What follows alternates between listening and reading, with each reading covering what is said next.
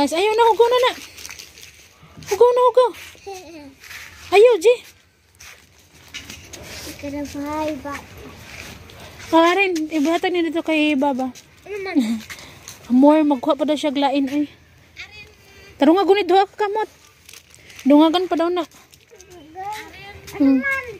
Dito na, dito ah. Dito. Taraban pa ta. Kana pa ko ni Bayante? Bukan las, sunan. Pas pakai gitu, bukan las. Halal.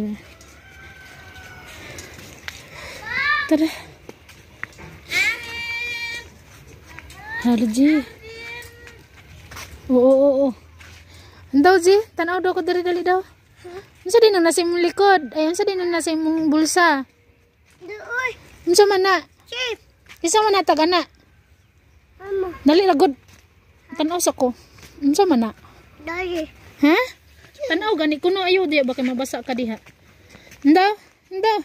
Diri naman ta. Kisa man nagatag-ana? Ama. Oh? Ama. Inanaon na yung mata. Dili anaon ang mata bad man na. Kisa man hatag-ana? Ama. Oh? Lami kayo. Unsa man ni siya? Unsa man pangalan? Man. Fishbowl. Fishball.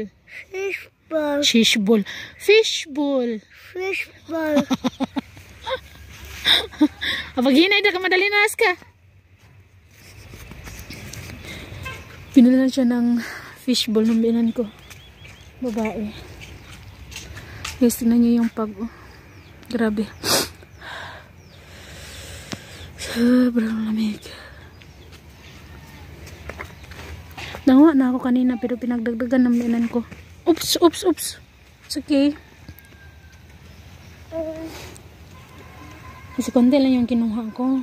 Kasi kami lang din naman. Sabi niya, dagdagan ko ba daw? Konti lang daw yung kinuha ko. Bakit lang daw konti yung kinuha ko? Sabi ko, sakto na to. Kami lang naman.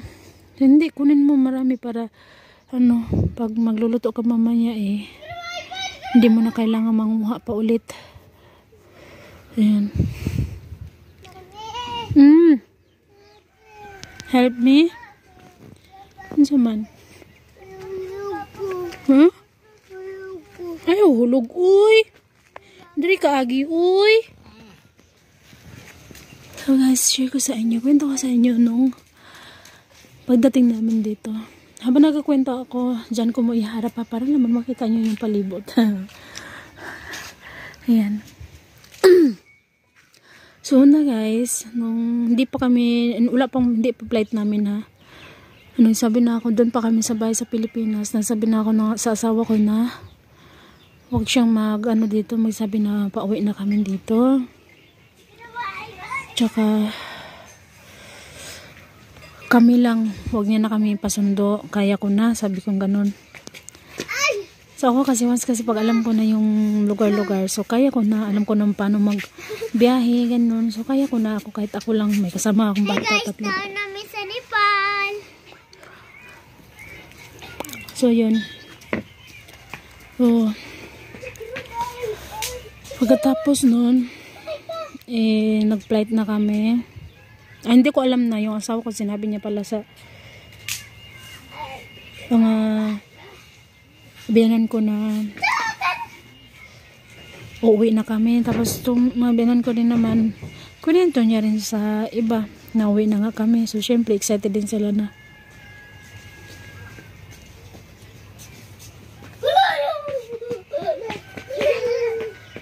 Tsaka flight namin, nag-flight kami ng December 5 ng gabi. December 5 yung flight namin. Nakarating kami sa Singapore gabi ng alauna ata. Kasi delay yung flight namin ng ilang oras. Kaya nakarating kami sa Singapore airport is mga mag-alauna.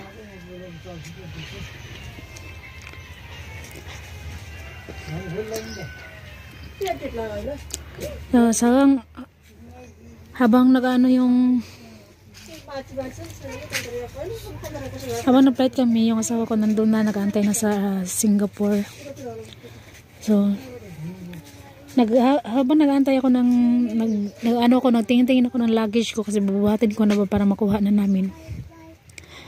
Andun yung asawa ko, panay kaway. So, buti na lang, napansin ko agad. So, sabi ko naman kay Emma, oh, yun o, yung papa mo. So, si Emma naman, ang bilis yung tumakbo. Tapos papa niya, si Ari naman, tumakbo siya, pero hindi siya lumalis kasi hindi niya alam kung saan yung pintuan palabas. Si RJ naman,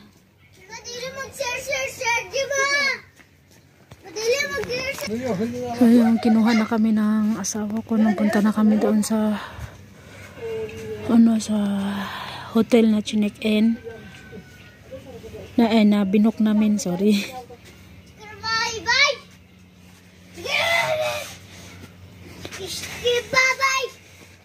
Napunta na kami sa hotel, tapos medyo malayo-layo rin yung hotel, no?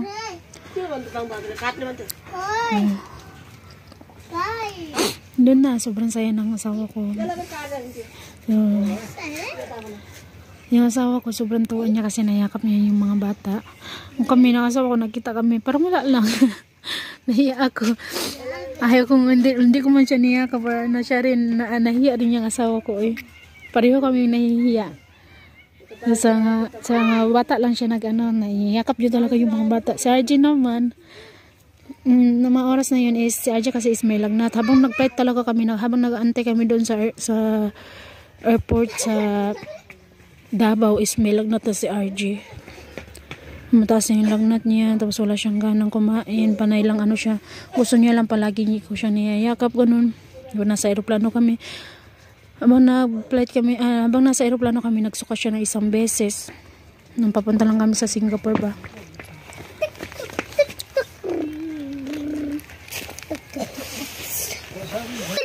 Saka nung namin, nakapagpahinga na kami sa hotel. Gusto ka ng asawa ko na ipapasundo kami sa Kathmandu kasi guys, may sila dito sa lugar namin, mga halos pamilya na asawa ko, ibang uncle ng asawa ko. Isang hotel lang yung pinag-aanohan nila doon, ini-stayhan nila doon sa Kathmandu, medyo mura. So yun. At saka yung nangyayari ng hotel is mag-asawa yun. Yung husband nun is, yung asawa is tagbantay ng hotel. Minsan palitan na lang sila pag walang biyahe yung asawa niya. Yung husband niya naman yung nag-ano niya ba. Kasi yung husband niya is may taxi. Tapos yung asawa niya nang babantay sa hotel. Palitan lang pag hindi nagbabiyahe yung husband. Tapos, gusto na saka na pasundo kami sa airport sa Kathmandu. Para sunduin niya kami. Dito na kami sa hotel nila. Sabi ko ayaw ko kasi niya ako. Kami lang mag-isa. Ako lang mag-isa. Nahiya ako. So, ang gusto ko sana is sabi ko okay na, kaya ko na, ganun. So, alam ko naman kasi paano na magbiyahe. So, ako na. So, sabi ko ganun. So, ang gagawin ko is, pagdating namin sa airport sa Kathmandu, is diretso na kami sa basta para bumili rin ng ticket pabiyahe papunta dito sa amin. So, hindi ko alam na pinasundo pala kami ng asawa ko doon sa pamangkin niya, sa pinsan niya. Nasundo kami ng pinsan niya, babae, kasama ng husband niya. Silang dalawa yung sumundo sa amin. Dinala kami sa bahay nila. Tapos nagluto sila, pinainom kami ng kape, ganun. Tapos nagluto sila, kumain muna kami bago kami umalis. Although gusto talaga nila na wag muna kami umalis. Kinabukasan na sana kami dapat aalis. Kasi gusto nila doon kami muna matulog na isang gabi. Sabi ko, hindi pwede kasi maglilinis ba ako ng bahay. Ayaw kong masayang yung oras ko ba, yung araw. At saka yung asawa ko rin, ayaw niya rin na magtambay kami doon. Ayaw niya rin na mag-stay kami doon ng kahit isang gabi ba. Kasi bago pa lang kasi yung mag-asawa kasi nakakahiyaan, ganun. So, ang niya talaga, yung purpose talaga na asawa ko noon, pinasundo niya lang kami para dalhin niya kami doon sa bus stop. Alalayan lang niya ba kami ba? Para gusto lang nga asawa ko na ma-secure kami, ganun. So, Inasundo niya kami na kumain muna kami. Tapos pagkagabi, pagkahapon, flight na, biyahe na naman namin papunta dito sa lugar namin. So, nagkarating kami sa bus. Mga sasakyan namin is mga 5:20, mga ganun. So kami lang talaga yung inantay. Tapos may isa pa pala na inantay na pasahero. Pagkasakay namin doon is larga na yung bus pa na mabiyahe kami dito. Isang gabi rin yung biyahe namin, guys. Uy, nakarating kami dito umaga na mga mag-alas 10, 9:45, mga ganun. Nakarating kami dito sa sa lugar namin sa may palengke. Saka nakalimutan ko pa yung lugar namin dito, guys, no? Nakahiga pa ako kasi akala ko malayo pa. Nang narinig ko yung mga bata na nag-uusap si Ayman at si Aaron, narinig ko sila na nag-uusap sila na dyan, nakapunta ka na ba dyan? Ako, nakapunta na ako dyan, sabi nila. Nakapunta na ako dyan. Kasama ko si Papa, yung ganun, sabi nilang ganun. So ako rin naman, nakapunta rin naman ako dyan. Magkasama naman tayo, ganun sabi ni Ayman kan kay Aaron. So narinig ko sila, so tinanong ko sila, nagbisaya kami ha. Sabi ko sila, tinanong ko sila na, saan kayo nakapunta? Ano yung napuntahan niyo? Yung sabi nila, yung may slide yung may ganun, yung maganda, yung may slide, may palaruan ng mga bata. Ganun. Sabi ko, ha? Nakarating na tayo doon? Namugpas na tayo doon? Oo. Sabi ko, hindi nga. Sabi ko ganun. Oo nga po, sabi nila. Oo nga po, ayun, nalagpasan na nga po natin eh. So malapit na tayo sa bahay natin, mama, sabi ni Ari ng Ayman ng ganun. So pagkatayo ko, sinilip ko sa, maliit lang kasi yung parang bintana doon sa may likod ng bus eh. Yung sinakyan kasi namin ng bus, yung may tulugan, pero doon kami sa pinakadulo. Tsaka yung tulugan nun, baba at saka taas. Yung parang siya ba, yung double bed, yung ganun ba. So sa baba kami. So buti na lang talaga sa baba kami, hindi kami sa taas kasi nung umalis kami dito, sa taas nung namin, sobrang nakakahilo pag sa taas ka. Ngayon sa baba kami. And then tumayo ako, sinilip ko talaga, tinandaan ko talaga, tinignan ko yung mga lugar. So may naalala ko yung isang bahay na mataas na simple lang. Yun yung naalala ko. So malapit na nga tayo. So sinabihan ko sa Ayman, kuya, sabihan mo yung driver na dyan lang tayo sa Kyra. Kyra kasi yung palengke namin dito. Kasi pagkatapos pag mabiyahe ka papunta ng kahit saan man dito, ganyan o mapa city man na malaki, is pagbaba mo na sa lugar namin is may palengke dyan. Bababa talaga kami dyan sa palengke kasi dyan yung pasukan papunta dito sa amin eh. Kyra yung pangalan. So sabi ko kay Ayman, sabihan mo yung driver ko yan na sa Kyra lang tayo. So bumalik siya man agad, ang bilis ni Ayman. Pagkasabi niya lang, pagka ilang minuto lang, ayun, nakarating na talaga kami. Tapos pagkababa na, una na bumaba si Ayman, inalalayan siya nung konduktor ng bus. Tapos pumunta sila kaagad doon sa mga luggage para kunin. Kasi doon sa yung dala namin kasi 2 luggage na malaki, tapos 3 hand carry, 2 backpack, tapos 1 hand carry yung para sa akin yun. So yun, sumunod si Ayman para kunin niya yung mga backpack. Si Ayman kasi yung talaga yung taga-alalay ko, yung ganun ba. Siya yung taga-alalay sa akin pag mabuhat-buhat na ganyan, pag may lakad kami ba, mga ganito. Siya talaga yung sa akin, assist ba. Hindi niya napansin niya pagkababa niya, tapos sumunod si Aaron, dahil ako.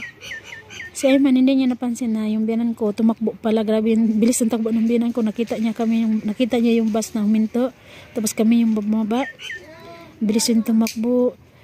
Tsaka sabay takbo, sabay naka-smile siya, sobrang tawa niya, yung ganun. Parang yung ngiti ba, alam mo, sobrang saya. Nakita mo na sobrang saya nila na sobrang saya niya na nandito na kami, nakarating na kami. Niyakap, nakarating siya sa bus na huminto, yung sinakyan namin, niyakap niya si Ayman. Si Ayman naman nagulat kasi hindi niya kasi nakita yung biyanan ko, kasi nakatalikod siya, nakaharap siya sa mga bagahe eh. So niyakap siya ng biyanan ko, nagulat siya, then tinignan niya yung biyanan ko pala. Tapos sunod na niyakap niya na si Aaron. Tapos binaba ko si RJ kasi buhat ko si RJ eh. binaba ko si RJ, niyakap nila si Arinan. Silang tatlo mga bata. Niyakap na meron kong lalaki. Tapos, nagyakap niya. Tapos ako nagnumasti lang ako. Ayaw kasi yung magpamano ng biyanan kong lalaki. Ayaw yung magpamano ng paa niya. Pero yung biyanan kong babae, nagpapamano talaga yan ng paa niya.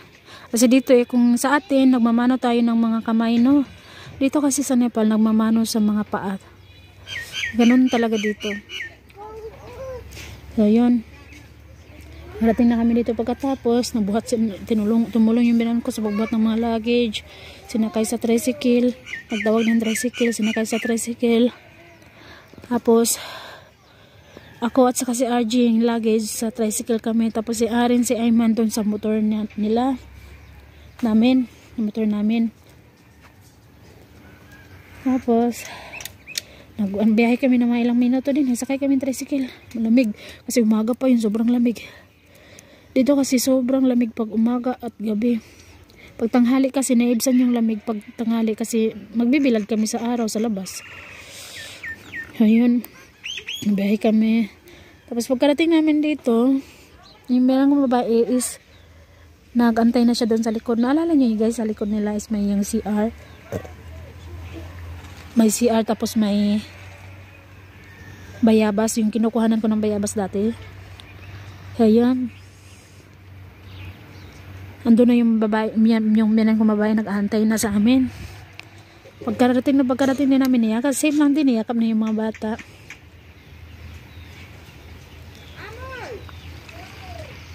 Tapos ako, habang buhat ko yung dalawang bag, nilagay ko muna yung isa para nagmano sa paa niya. And then, umalis na rin ako, binuhat ko rin para malagay ko sa loob yung bag na yun. Na binuhat ko. Tapos, yung binan ko babae, niyakap niya pa talaga ako. Tapos sabay tanong na kamusta, ganun. So, okay lang naman kami, ganun. Sabi na, bilis na, pumasok na kayo sa loob kasi sobrang lamig. Tapos, nag-usawat saglit, tapos ginawa nila kami ng kape. Para makainom na rin yung mga bata. Sabi na sa akin na, uminom na ng kape. So hindi, mahiya na ako. Siguruduhin ko muna itong mga bata kasi sobrang lamig. Para maibsan yung lamig sa katawan ba. Mahulog ka diha dong. Dito kape ka sagi.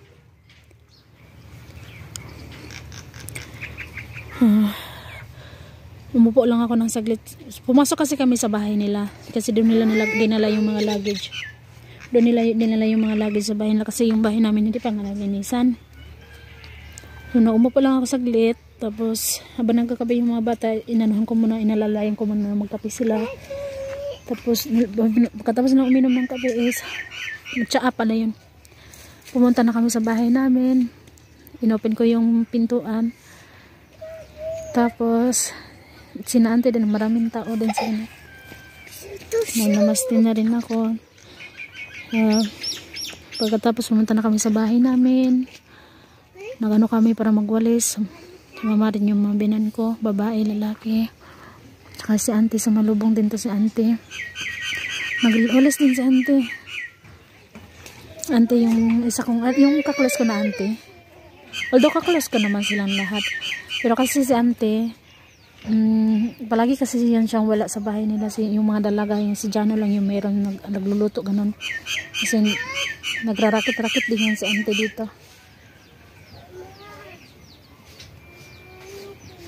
Pagkarating naman si auntie, umano din sa bahay na nagwalis din siya. Tapos, yun nga, mga ilang days, nagbigay siya ng bigas sa amin. Yung sinabi ko sa inyo kahapon. Ayun.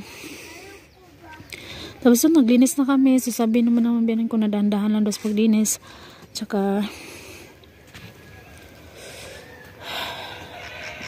tutulungan daw nila kami. Pero yung napatuloy, nagwalis-walis lang sila. Pero yung na sa lahat is ako na. Kasi sabi ko naman, ako na po. Kaya ko na. Pagka nun, dito pa nagluto sa kanila ng pagkain namin. Hindi pa ako nagluto dun sa loob, sa bahay namin. Buti na talaga yung gasol namin. Hindi pa ubos ng oras na yun nung dumating kami. So nung umalis kami, may laman pa yung gasol namin. Yung isang gasol. Ayan. Dito muna sila nagluto. Ng mga isang gabi lang yun. Kasi pagka kinabukasan, doon na ako nagluto na ako ng sarili namin eh. Kasi, nilinisan ko talaga. Pagkarating ko dito, wala talaga akong pahinga. Gabi na ako nakapagpahinga. Kasi inuna ko yung paglinis. Inuna ko na talaga naglinis ang kwarto namin. Then kitchen, living room. Walis-walis lang muna. Importante. Tapos para lang pagkagabi may matulugan na kami. Yung ganun. So, alhamdulillah. Nalagpasan ko naman lahat-lahat ng mga yun. Nakaya naman lahat-lahat ng mga yun. Nakarating kami ng safe. Ganun. Yun yung mga reaction nila. Sobrang tuwa nila. Tapos pagkarating namin dito, marami din pumunta. Yung mga pamilya nila na husband ng pamilya ng husband ko na para tumingin sa amin. Para makita kami ng mga bata. Lalo na yung mga bata. Oh, yun. Hanggang dito na lang muna guys.